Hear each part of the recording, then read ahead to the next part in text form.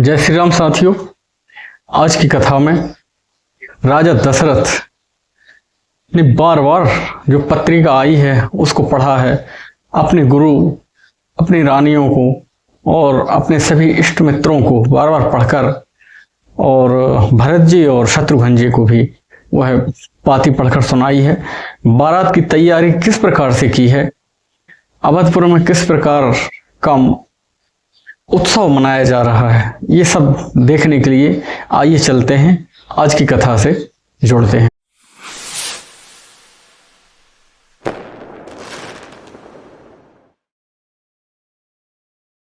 कुशल प्राण प्रिय बंधु दो, आहें कहूँ के ही दे, सुन स्नेह साने बचने, बाँची बहुर नरेश। हमारे प्राणों से प्यारे दोनों भाई किस देश में हैं और किस स्थिति में हैं, आप जल्दी बताएं पिता महाराज। शून्य पाती पुल के दो भ्राता, अधिक स्नेह क्षमाते न गाता, प्रीत पुनीत भरत के देखी, सकल सभा सुख लहै विशेषी। चिट्ठी सुनकर दोनों भाई पुलकित हो गए हैं।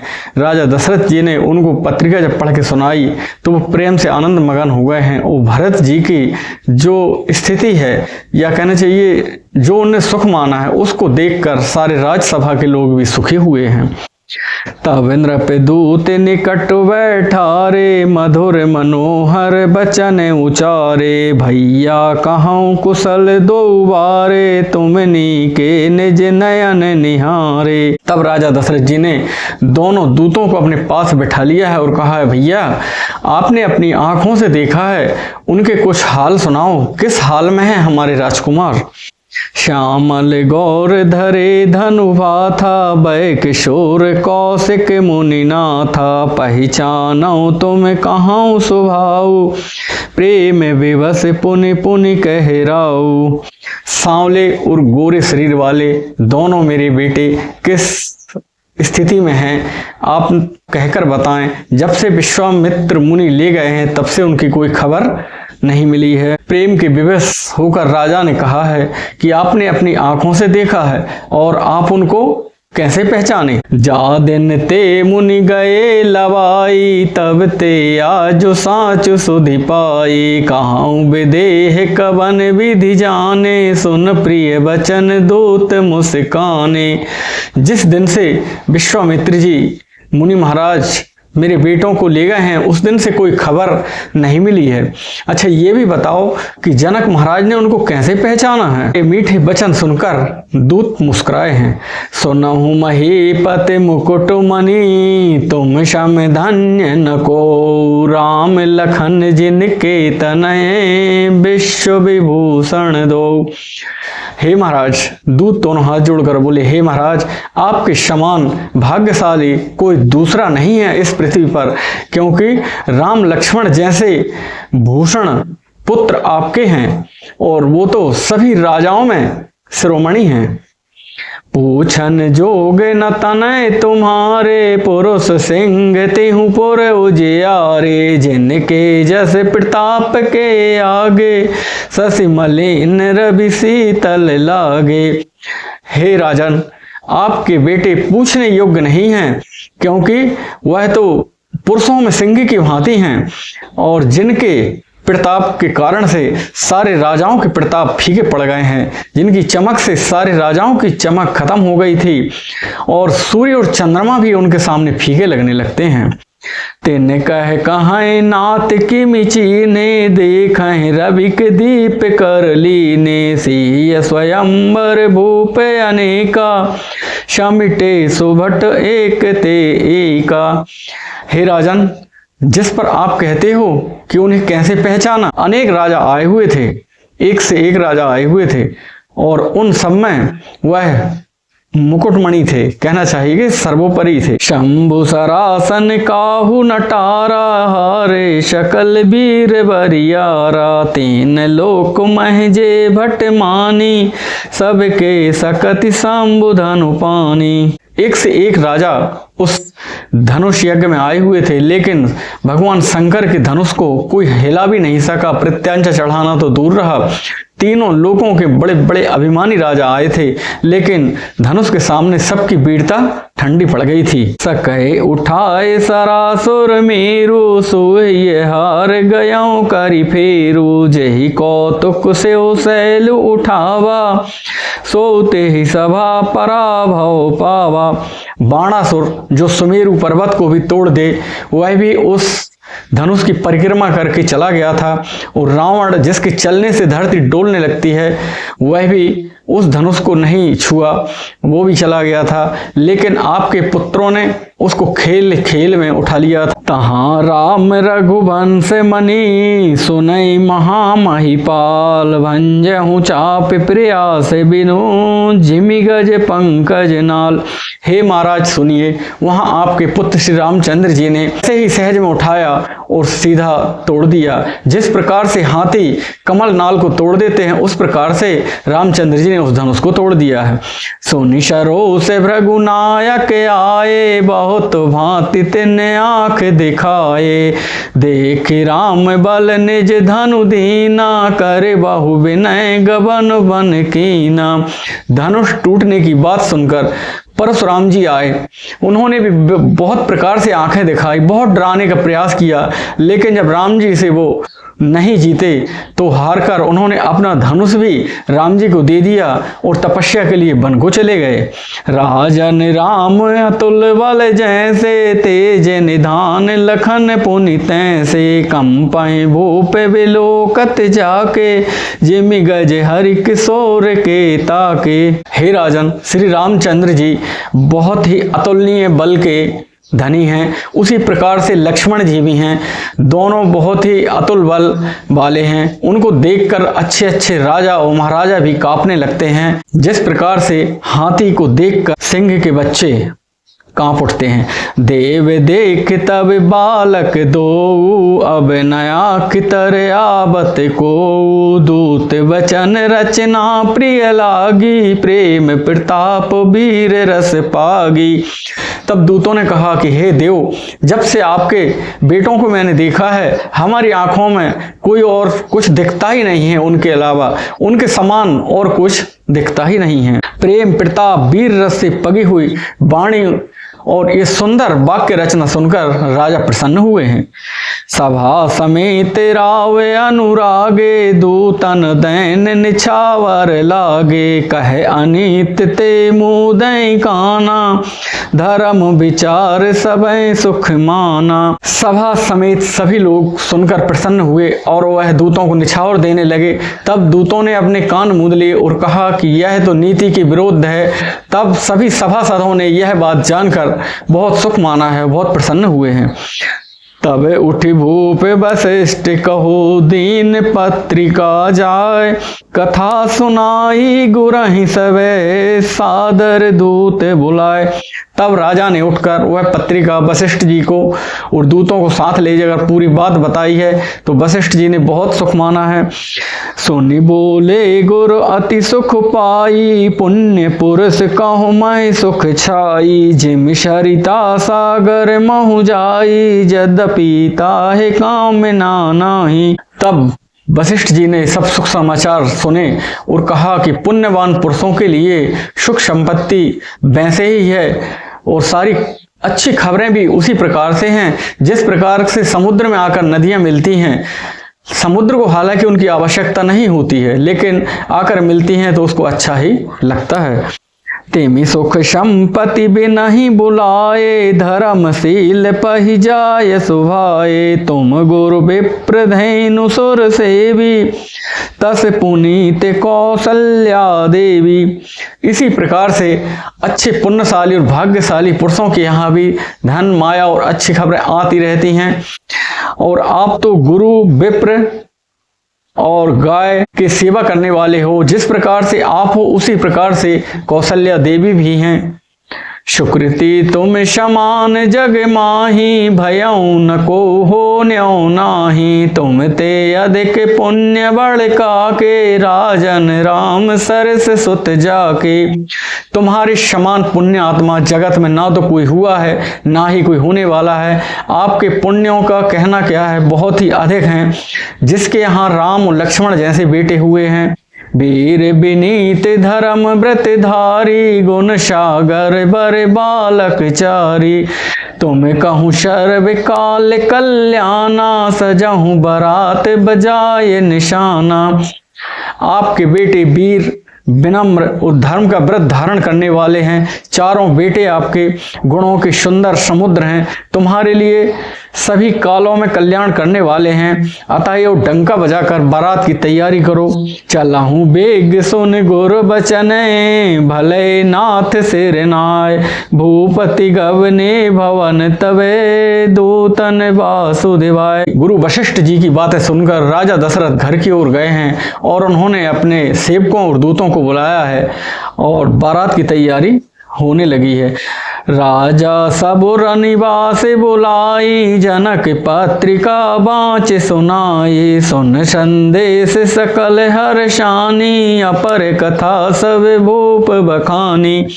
राजा ने सब रनिवास को बुलाया है और वह पत्रिका बाँच कर फिर से पढ़कर सुनाई है। सब रानियों ने सुख माना है और इस पर जो दूतों ने मौखिक रूप से जो बातें बतलाई थी, राजा ने वह भी सब रानियों की बात बताई हैं। प्रेम प्रफुल्लित राजा है रानी, मनहु सिखन सुनि बार देवानी। मुदिते असीस देह गुरु नारी, अति आनंद मगन महतारी।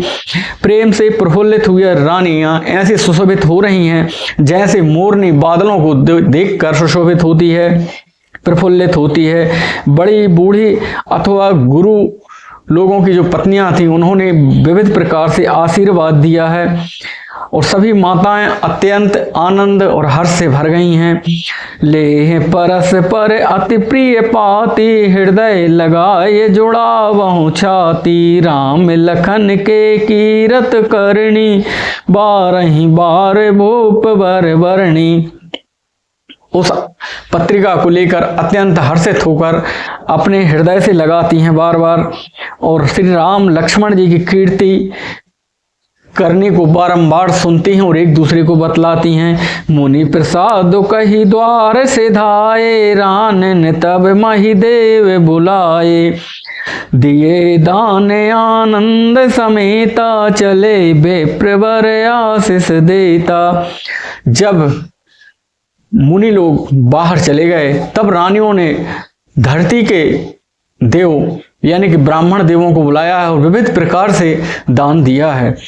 जाचक लिए हकार दीन निछावर कोट विधि, चिरजीवों सुत चार चक्रवर्ती दशरथ के। भिक्षुकों को बुलाकर करोड़ों प्रकार की निछावरें दी हैं। चक्रवर्ती महाराज के दशरथ के चारों पुत्र चिरजीवी हों, इस प्रकार से आशीर्वाद देते हुए वह भिक्षु चले गए हैं।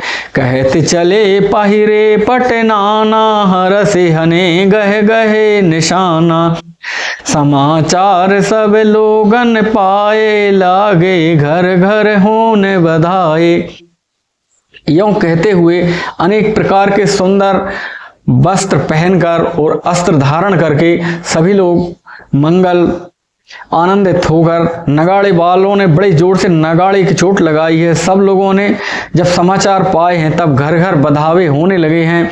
भुवन चारि दस भरा उछाहु, जनक सुता रघुबीर विवाहु। सुन शुभ कथा लोग अनुरागे, मग ग्रह गली सवारन लागे। 14 लोकों में उत्साह भर गया है। जानकी जी और श्री रघुनाथ जी का विवाह हुआ, यह शुभ समाचार पाकर लोग प्रेम मग्न हो गए हैं और रास्ते घर गलियां सजाने लगे हैं।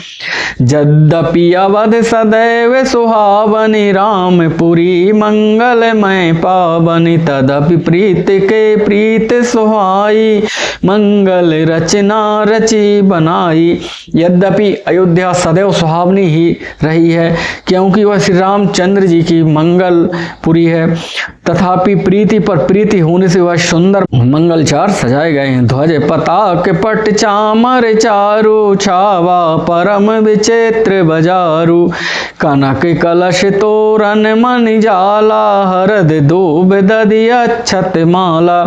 ध्वजा पताका पर्दे और सुंदर चवरों से सारा बाजार बहुत ही अनूठा छाया हुआ है। सोने के कलश, तोरण, मणियों की झालरें, हल्दी, दूब, दही, अक्षत मालाएं, मंगलमय निज निज भवन, लोगन रचे बनाए, बीथी सींची चतुर समय, चौके चारु पुराए।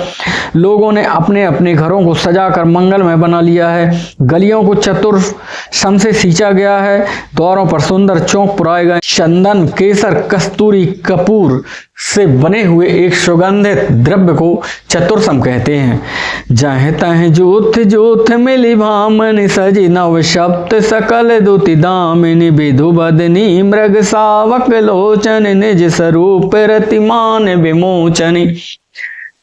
बिजली किसी कांति वाली, चंद्रमुखी हरिण के बच्चे के नेत्र वाली, अपने सुंदर रूप से कामदेव कि स्त्री रति के अभिमान को छुड़ाने वाली सुहागनी स्त्रियां सभी 16 श्रृंगार सजकर जहां तहां झुंड के झुंड मिलकर गावहीं मंगल मंजुल वाणी, सुनिकल रौकल कंठ लजानी, भूप भवन की मिजाय बखाना, बेशो बेमोहन रचो बिताना।